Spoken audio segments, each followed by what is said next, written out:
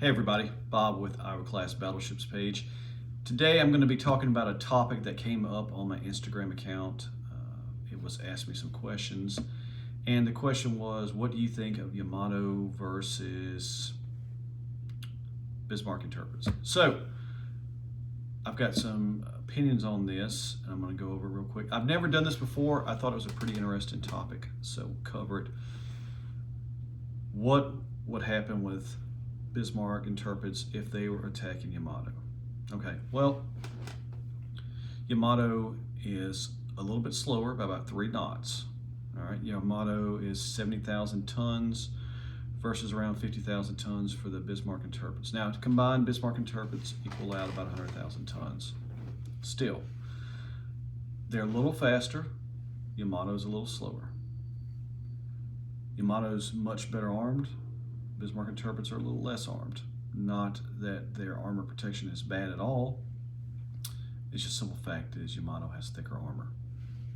All right, so now Yamato, better armor. Yamato, longer guns. The 18-inch guns had about a 3-mile advantage on the 15-inch guns of the Bismarck class. Okay, so armor, guns. Now, that's her pros. Her cons: speed. They don't have radar. Optical fire control, which is not a big deal, if we're going to compare these three against each other. Speed, I think, would be a big thing, but 70,000 tons of mass at 27 knots, it's still pretty impressive. It's a lot of power. Bismarck has in its favor, Bismarck and Tirpitz, the two of them combined have 16 15-inch guns. So you've got 4 turrets, 2 guns per turret, each of the ships, 16 guns. All right, they also have a 3-knot advantage on Yamato. Armor's not bad, but against 18-inch guns, it's not going to be easy, because if you've ever read or looked at any pictures of Bismarck and read some of the stories, Nelson and Rodney, their 16-inch guns tore into Bismarck, because battleships are designed to withstand shell caliber hits of the main guns they carry. So if you're packing in 15-inch guns, you're expected to be able to defeat 15-inch shell fire in the immunity zone. The immunity zone is a certain area where the ships want to stay at, that incoming shells will do little damage or not as much damage against the armor belt as they would if they were closer. I'm going to get into that in a second. All right, how would this play out? Well, I'm going to play it out from 2 angles. I'm going to play Yamato's captain, and then I'm going to play the overall tactical commander of Bismarck and Tirpitz. All right, let's start with Yamato. If the captain of Yamato, or whoever was on board, has to fight Bismarck and Tirpitz, how would this play out? Well, I'm going to go with a nice cloudless day, a nice sunny ocean. We're going to look at this is a perfect ideal day for an engagement. The 2 ships come through the mist, the heavens rise, and everybody can see everybody. Nice calm ocean, a good day. So this is just for wargaming scenario also. The 18-inch shells of the Yamato have a longer range. Okay, they do. Speed advantage is going to be Bismarck and Tirpitz. Now, I'm Yamato's captain. Disclaimer, I've never been a captain of a ship, and I've never served on one. So this is just a fanboy going off of what he thinks. How would I play this out? All right, while Yamato does have a good secondary battery, let's hope we don't get into it. It's like carrying a rifle to a fight and you have a handgun. I want to use the rifle. I hope I never get to the handgun. So taking that advantage, I'm going to use what the Marine Corps used to call the Hall-Mall Law theory. Hall-Mall Law were 3 different types of rockets or missiles, and they had different ranges. One could reach this far, one could reach that far, and one could reach this far. Using my handy dandy not to scale fingers. All right. So the 18-inch guns of Yamato have the longest reach. They have a 3-mile advantage over the Bismarck and Tirpitz. Now, when I say 3 miles, it doesn't sound very large, and it's It's not in a way when you consider speed and maneuverability, but still it's 3 miles. And if you were playing in a world where you controlled everything, if Bismarck and Tirpitz were sitting still, the 3 mile advantage would be huge, but they're not. But still, it is a 3 mile advantage. Now, that is the stretched out limit of their range. And I don't know if anybody knows anything about this, but when you start stretching artillery or rifle fire out that far, you're going to be less consistent as you would be up closer. You know, the military has a term for machine gun fire that lands at the extreme limit of its ability. It's called the beaten zone. So, where you might be able to hit a point target, which is a person or a stationary ship at a certain range with fair certainty. The longer the range, the longer the arc, and the farther the shells have to travel, right? Now, that's called the beaten zone, where it lands in the area, which is probably what's going to happen. You're going to have the beaten zone, or the ship area, the water around the ship, that's the beaten zone. Shells are going to be landing all over. And, unless Yamato was able to land a, very lucky hit like Bismarck did on Hood, which took her out of the fight right away, and I don't see that happening, but, crazy things have happened. That was going to be, a best case scenario is for Yamato to effectively hit one of the ships, and detonate the powder magazine or just knock it out right off the bat. Best case scenario. Now, could Yamato's 18-inch guns punch through the 15-inch, I'm sorry, not 15-inch, but the armor protection on the Bismarck and Tirpitz? Yeah, absolutely. If you've looked at pictures of Rodney and Nelson's gunfire against Bismarck, it took a while for Bismarck to go down, and they battered the shit out of it, and they got in close. One of the battleships even torpedoed Bismarck, allegedly. Armor's heavy, and it was going to sink at some point, but they really battered it. And how much did the 16-inch shell fire go through into the armored belt or to the citadel, the armored box? I don't know. But you can bet that 16-inch gunfire was more effective than they would want it to be, because it's a bigger ship. Bigger shell. And like I discussed earlier, you defeat the armor of the guns that you carry. Well, 15-inch guns means 15-inch gunfire. Nelson and Rodney had 16-inch against Bismarck. It's not designed for that. I'm not saying how well it held up, because I'm sure it did its job as best as it could. Now you're going to the 18-inch gun range. You're talking about some super heavy shells. So, again, with this being in mind, you're fighting 2 ships and you're one by yourself. What do you do? Bismarck and Tirpitz have the speed advantage, and they've got more guns, and there's 2 of them. So you've only got 3 turrets on Yamato to fight against 8 15-inch turrets. How do you play this out? Well, I'm going to be Yamato's captain for this part. I'm going to say my objective would be to turn and keep the Bismarck and Tirpitz at bay as long as possible. So I would turn the ship and allow all 3 batteries, all 3 turrets, as much ability as possible to fire. You've got to turn the ship kind of broadside, or turn points where, you want all 3 turrets into play. If it were me, again, and I'm no strategist, I'm not the sharpest tool in the shed, my objective would be to knock out either Bismarck or Tirpitz right off the bat, one of them. Now, which one do you pick? Well, I've discussed this on Instagram earlier. I've had some questions on the Iowas. Why was Iowa built with a round bridge, an open bridge? Why did New Jersey have the round bridge? Sorry, Iowa had an open, and New Jersey had the round, and then Wisconsin and Missouri, of course, they had square bridges.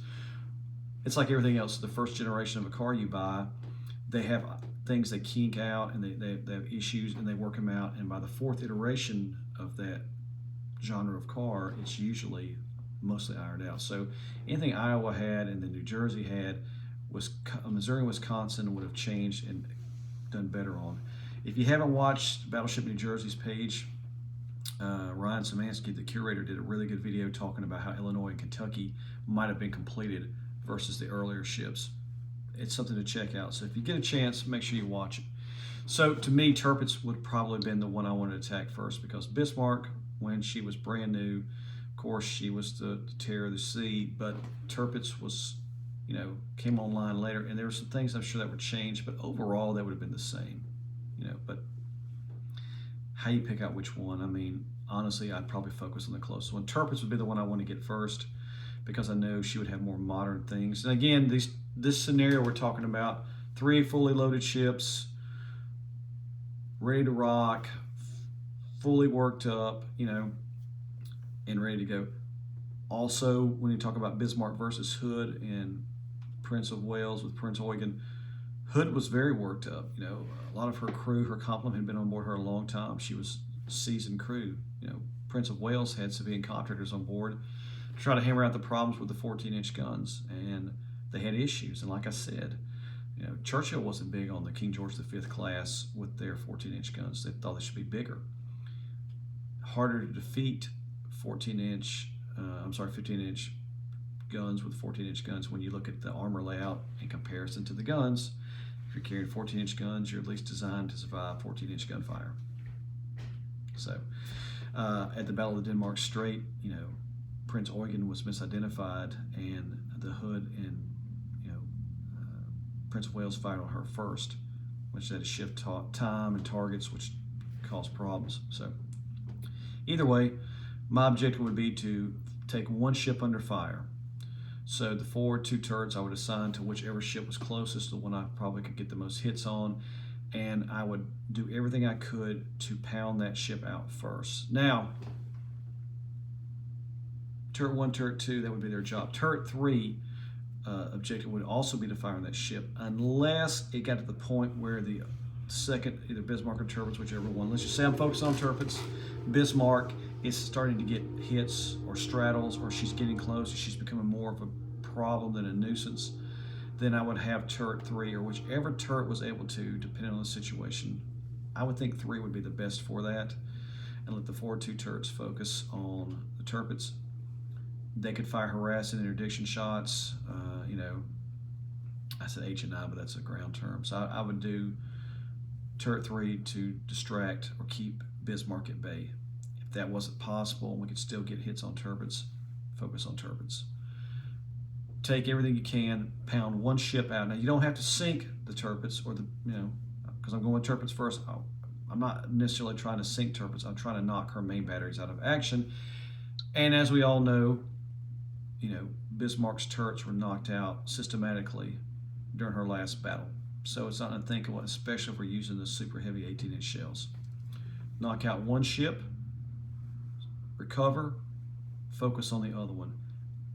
I don't even mean you have to sink them, but you've got to knock out those main batteries. You've got to knock out the command and control. You've got to knock out the fire control.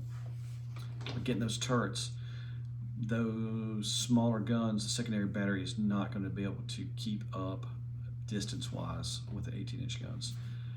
So Yamato, keep Bismarck and Tirpitz at bay. Then focus fire on one ship. Do everything you can to knock it out or disable it or make it turn. Engage the second one. Now, this is going to be a running gun battle, so we're losing fuel and we're burning through shells because every fired shell is not going to be a hit. Do whatever we can to knock it out. Knock out one ship, focus on the second one. Now, if they're both damaged, but one's able to slip away, fine. If one's disabled and can't go, try to finish it off. This scenario does not include air power, it does not include reinforcement ships. It's just a 2-on-1 battle of 3 heavies. My goal would be to at least knock them out both. If one is disabled, I would finish that one off, but depending upon fuel and ammunition supply, Bismarck burned forever before she finally went down. And there's conjecture about who did this, who did that, but she was going to sink at some point, whether the Germans pulled the valves and oak flooded her, or the British put her under. It's a source of contention and pride. It doesn't matter. She was going to sink at some point. Okay, finish them off best as you can. Power, damage to the ship, damage to the crew. Mechanical breakdowns aside, if everything was still okay, then I would finish her off. If not, depending upon fuel, ammunition, and problems the ship was having along with damage, you might be forced to retire, because even though if we're hammering one ship, you can bet Bismarck and Tirpitz are going to get some hits. So that might cause problems for us. But the best way is to make them lose all taste for battle, and you do that by focus firing one ship, putting her out of the engagement, and then working on the other one. And it might give you time to escape. So you might not win, but you don't have to be sunk. That's what I would do. And of course, I'm playing 3 different scenarios in my head when I'm talking about this, but whatever.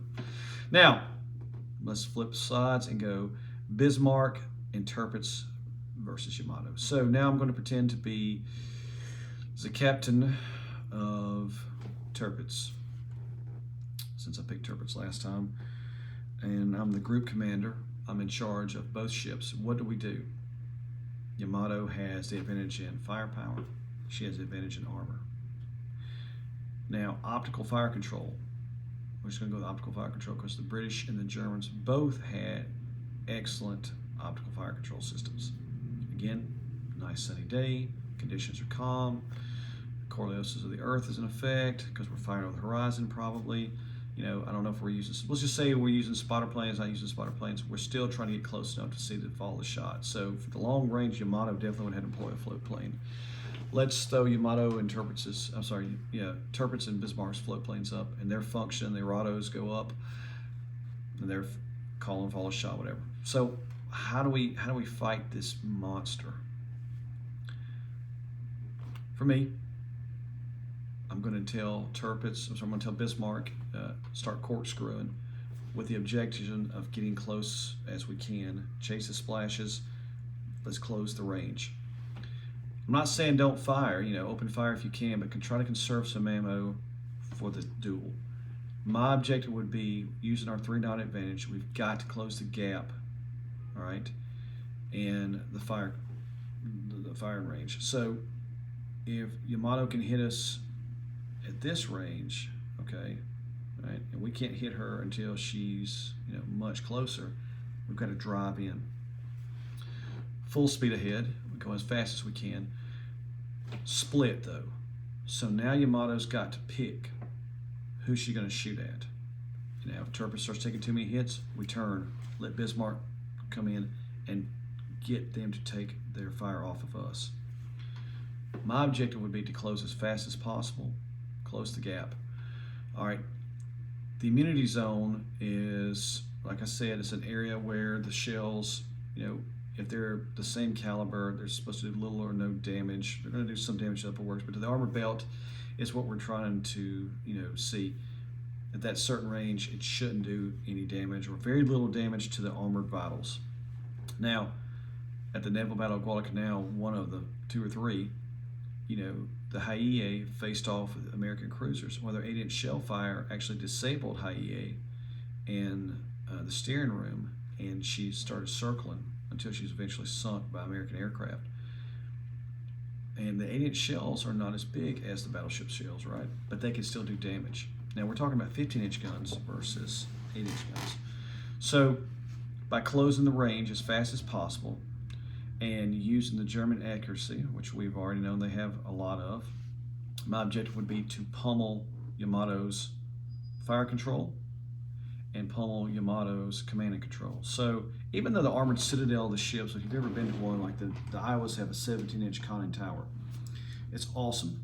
However, 15-inch shells slamming into an armored citadel, it's going to protect you, but it can also cause loss of sight, loss of hearing. You're going to have auditory exclusion, and they might be deafened and blind. I mean, at that time, the captain still sit up on the bridge. It's not like today where they sit in a modern CIC or CEC and they fight the ship like that. They were up there in command. That's an exposed position. You could still get wounded through the slits. Anything could happen. But by knocking out the primary spot 1 and spot 2, which is the main fire controls, I'm using the American naval terms, the top fire tower and the rear fire tower, which is the backup, okay? You have knocked out the 2 primary systems. Now the gun's going to have to go into local control. If the ship's deaf and blind because you've pummeled the fire control and you've knocked out as much of the bridge area, the command and control as you can, she might be being steered from an aft position. It's going to be harder to control. Well, now fire control's out. Main fire control's out. What do we do? The gun's going to local control. Let's assume loss of communication between main battery plot and the turrets. Well, what are we looking at now? You've got turret 1, turret 2, turret 3 operating independently. If they stick to the plan, right, which that doesn't always happen. People get their own ideas about what's important. Now, maybe you've got turret 1, turret 2, turret 3 all on their own program, and they're just blasting away at whatever. The optical fire control systems inside the turrets are not going to be as good as the main spotters because they're high above sea level and they can see better. You know, the Iowa's turret 1s, they lost their ears, you know, the things that stick out the side, the optical fire control, because it was so low to the ocean, to the deck, it didn't really do any good. You know, you've got the gun layers and little spots. The gun layers position is inside the turret, but they have little eyes that stick out on the side of the turret. So if you ever look at them, that's what that is. Those are the gun layers. They're going to be able to see something. The optical fire control inside the turret is going to be able to see, but you know, all this can be knocked out. So once the fire control is knocked out and the bridge is as blinded as you can make it, now I'd focus on the turrets with the objective of knocking the periscopes off. The periscopes, again, are the eyes or the ears. You knock out the vision and whatnot. Now they can't really see to aim. You may not take the turrets out. You know, I think that Bismarck and Tirpitz have a better chance of getting, you know, their turrets disabled versus Yamato. I'm not saying it can't happen, but if you knock out the eyes and the ears, which are the periscopes and whatnot, you got a chance. Let's say that we're able to close the range. Bismarck and Tirpitz with 8 16-inch guns, all firing, none of them disabled, should be able to overpower Yamato because you've got that's a lot of firepower hitting. But at that range, you're probably going to take some severe casualties and damage. Me personally, if this is the fight that we've got to fight, I'd close the range and engage her as rapidly as possible by knocking out fire control, command and control, and blinding the turrets. At that point, if we still have communications between the two ships, I would focus on the first half of the ship. I'd let turret 1 and turret 2 have it with everything we've got. I would hammer the forward part of the ship with the the objective of, you know, maybe flooding the forecastle, getting some holes in the front below the waterline. You're going to pound that area and you're going to try to knock out turret 1 and turret 2. And then we would try to circle the wagons, spin back around and disable turret 3. At this point, though, you've gotten this close to the Cyclops, all right? I don't know how much more we could do with that armor belt. I would fire what I could. You know, fuel's going to be low, damage is going to be probably high, and casualties have been kind of high. Whether you finish her off or not, you have severely crippled or disabled. The objection would definitely be to sink her. But for Bismarck and Tirpitz, in my opinion, the best way to sink Yamato is going to be as close as you can, disable the things we talked about, and try to knock out the engines, try to flood the forward part. She's going to go down, but, you know, will they have enough firepower to do it off? I don't know. Maybe. Let's just say none of the turrets were knocked out on the Bismarck and Tirpitz, then you got a chance. If not, that close a range of those 18-inch guns only takes a few good hits, and they're going to be in trouble. Overall scenario, if you could do it, closing the range, disabling the ship as much as possible, and then firing her until your 15-inch stocks are depleted is your best bet. If you leave her burning and hold and hopefully flooding, whether you stay around or not, she's probably going to go down. And if she's not going to go down, if she can somehow limp to port, she's out of action for a couple of years.